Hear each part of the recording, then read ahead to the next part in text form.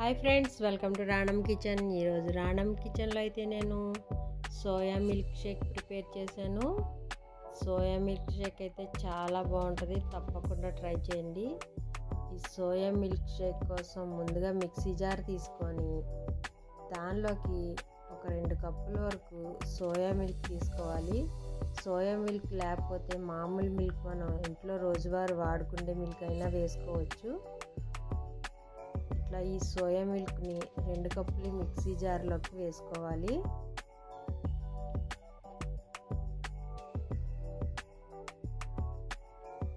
ఇలా వేసుకున్నాక ఒక కేక్ని తీసుకొని 1.5 కేక్ వరకు వేసుకోవాలి. వేసుకొని అట్లాగే ఐస్ క్యూబ్స్ కూడా వేసుకోవాలి. ఇప్పుడు ఒక 2 స్పూన్లు అయ్యేంత అరిసి సిరప్ను కూడా వేసుకోవాలి.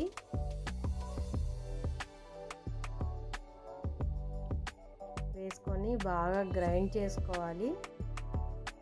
ఇలా బాగా గ్రైండ్ చేసుకున్నాక ముందుగానే అరిసి సిరప్ తోటి గ్లాసుల్ని డెకరేట్ చేసుకోవాలి.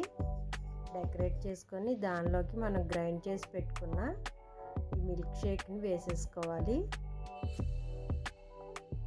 వేసుకొని డెకరేషన్ కోసం చిన్న చిన్న పీసులుగా కట్ చేసుకున్న కేక్ ముక్కల్ని వేసుకోవాలి. అలాగే ఒక గుప్పెడు బాదాన్ని ఒక 2 గంటల ముందు నానబెట్టుకొని వాటిని కూడా సన్నగా కట్ చేసుకొని వేసుకోవాలి.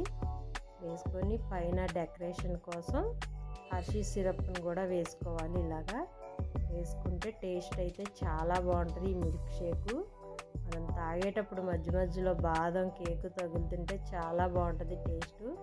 తప్పకుండా ట్రై చేయండి. ట్రై చేసి ఎట్లుందో కామెంట్ సెక్షన్లో పెట్టండి.